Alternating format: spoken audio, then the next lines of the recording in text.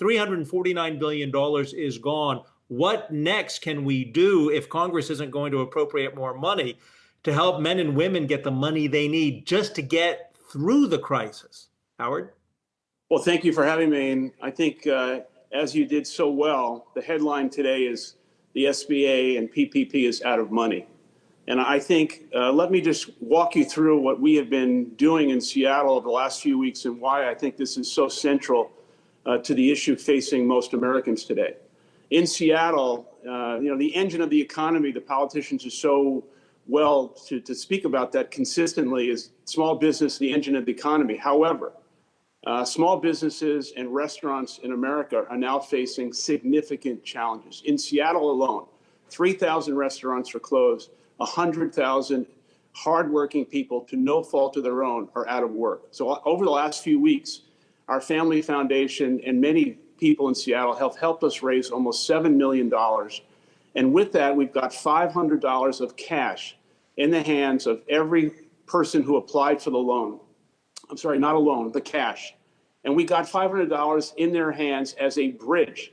The interesting thing and the challenge here, most of the people we've talked to still haven't gotten any financial assistance from the government. Now, the bigger issue today is, as I talk to these restaurant owners and small business owners, yes, PPP was designed to do a good thing. But for those people who even got it, but most of them didn't, that is just a Band-Aid for 2 months. The question really is, how do these restaurants and small businesses reopen? So the government needs to face the fact that not only do we need a next tranche of money, but we need an understanding, a comprehensive understanding, that in order for these small restaurants and businesses to reopen, most of which cannot, we need a significant level of money. And from my perspective, the best way to do that would be if the government would be a backstop for the banks, and the banks can provide small business loans that actually could be forgiven over the year or low interest, and so these people can reopen. Now, the question I think you must ask yourself is, what is the economic carnage? What is the fallout if 40% of America's economy, small businesses and restaurants, do not reopen? The millions of people who will be unemployed, the economic carnage, it will be incalculable. And if we wait 2 months to get this done, it'll be too late. They will have closed their businesses. There will be no connective tissue to them. The government must act now, not for another Band-Aid, but a comprehensive solution to allow these people to reopen. That's the issue. Howard, it's Julia LaRoche. And I think what you're pointing out, that, small businesses really is the engine of our economy. And you talk about the rhetoric, yet it makes me wonder where the disconnect is here, because it just seems so glaringly obvious that you have to do something for small business. Do you just think that the government might be focusing too much on big business at this point?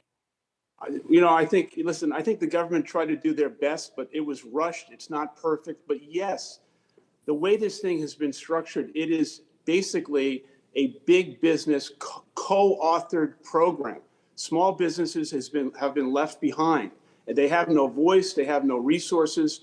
And when you sit down, as I have in the last few weeks, with restaurant owners and small business owners who either couldn't qualify for PPP or didn't get access to it, it is heartbreaking. They have put their life savings and their work into these businesses, and they have no way to survive.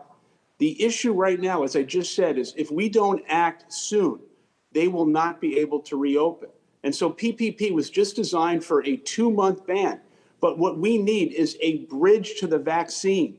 The vaccine is going to take 12 to 18 months. Small businesses in America need an economic loan, bailout, or some way to survive through the vaccine. That's the issue. Howard, this is Julie Hyman here.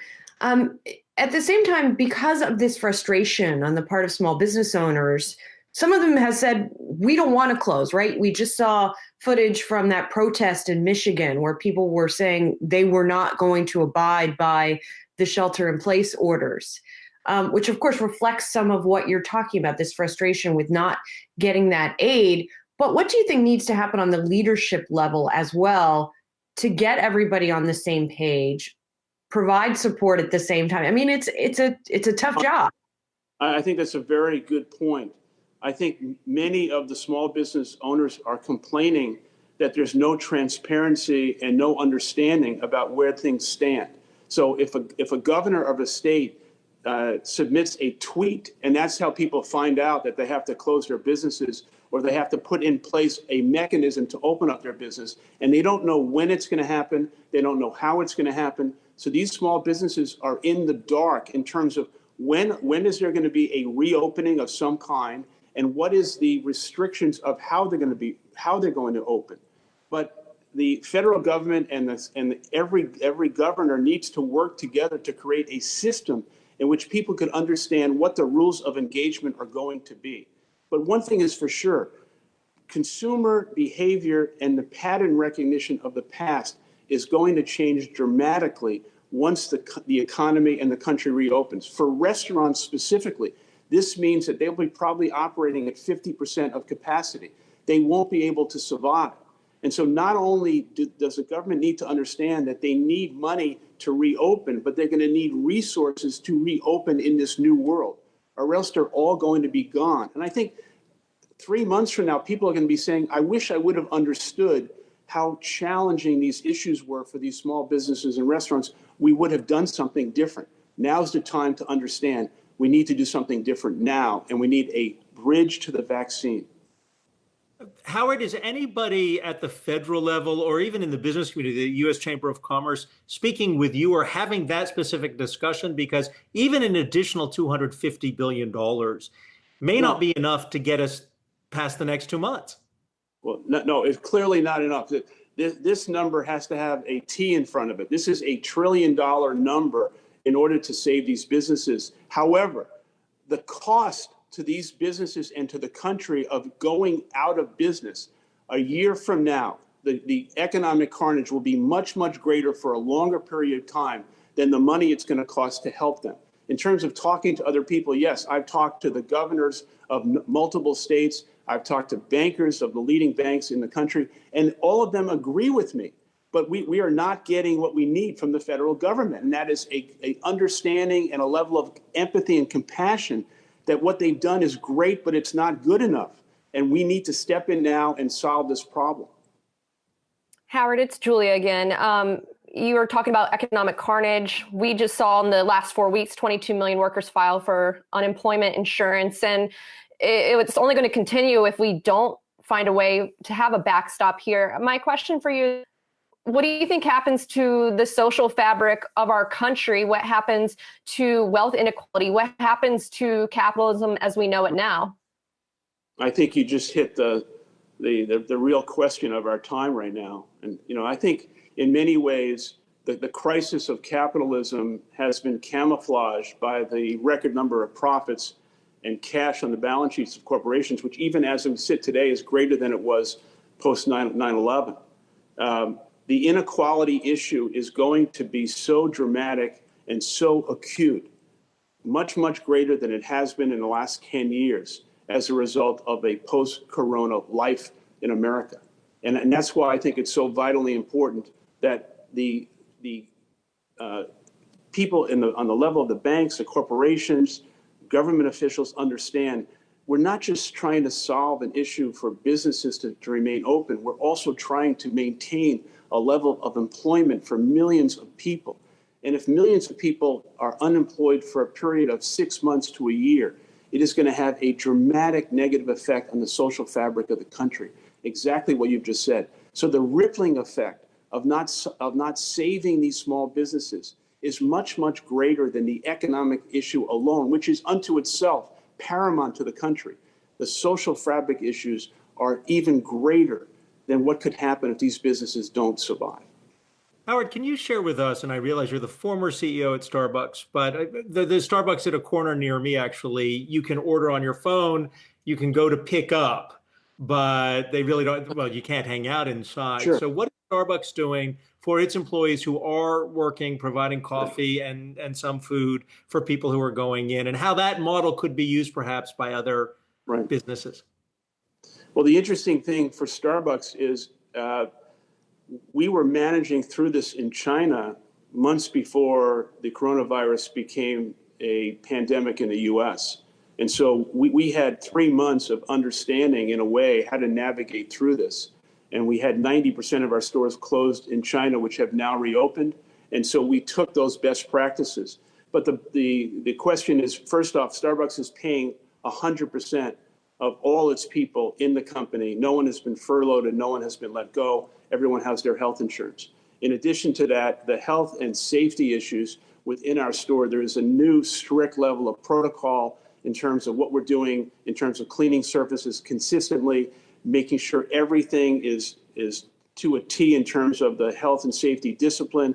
We're taking temperature of our employees and doing everything we possibly can to ensure the health and safety of both our people and our customers. But I think the question going forward is, what will life be like when the country reopens? And I think many people, many consumers are not going to feel safe and not feel comfortable. And every food and beverage establishment is going to have to establish a new mechanism to transform and refine their business in order to maintain the level of revenue and profit that it has in the past. It's going to be challenging for most businesses. I think Starbucks is already working on ways to do that, in which we come out of this very whole.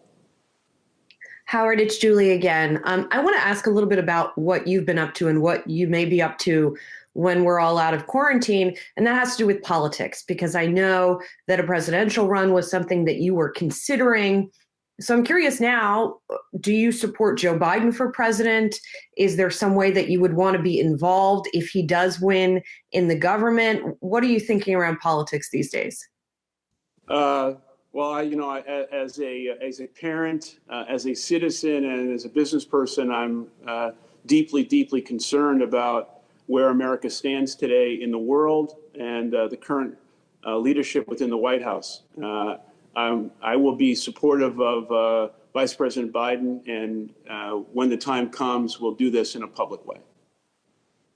Howard, Julia again. You and I have often talked about this idea of servant leadership. The mission of Starbucks when you started it was to nurture the human spirit. I guess this could go one of two ways. We could either rally and become more civil, or this could be more divisive. If you could predict what happens, what do you think happens? Do you think the human spirit wins here?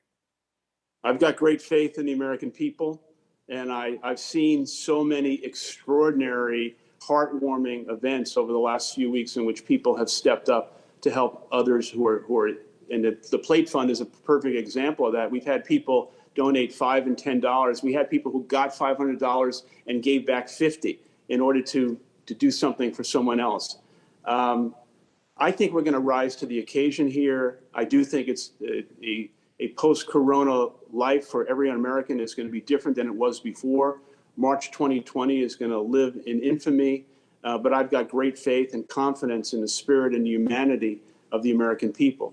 I do think that we need the kind of leadership in Washington that is compassionate, that is empathic, that is honest and transparent, and most importantly, leaders who walk in the shoes of the American people and understand what a desperate, dire time this is for many, many Americans who potentially can't put food on their table, have housing insecurity, and this is not a time to kind of take a short-term view.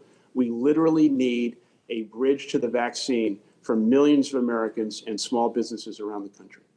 Howard, as we begin to wrap up, I'm curious, what advice do you have for each of us as individuals? There are stories in Manhattan and in New York City of people who are blessed to have resources, so they continue to pay, for instance, a cleaning person, even though they're not coming to the apartment to clean, or they're going and bringing in the hair cutter who's now on Craigslist to come cut the hair. Are there things that we can do individually to help others get through this financial crisis that you would recommend?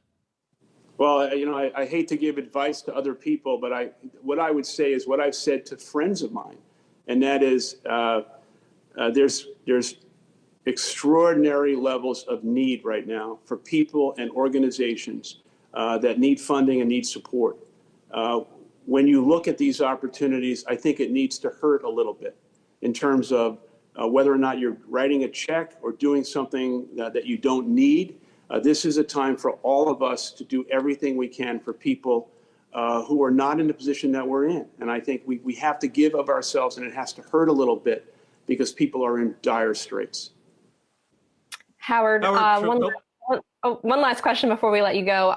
You and I, when we talked about the Plate Fund, I think it's worth pointing out, you've made sure that even the most vulnerable, even those who are undocumented in the restaurant industry, are taken care of, and they don't get access to federal stimulus.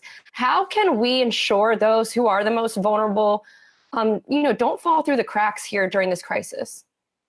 Well, it's interesting because what we've learned during the Plate Fund is over 20% of the recipients of the Plate Fund are undocumented workers. Many of them did not want to kind of raise their hand for fear of being identified. So we've went through the restaurant owners to work through them so that the anonymity and protection of their privacy. But you bring up a great point.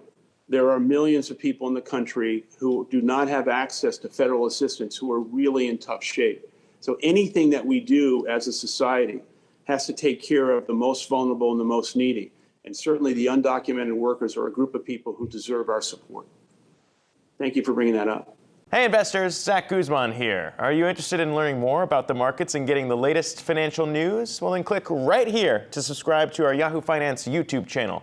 Get the latest up-to-the-minute market analysis, big interviews in the world of finance, and information on how to manage your money every day wherever you are.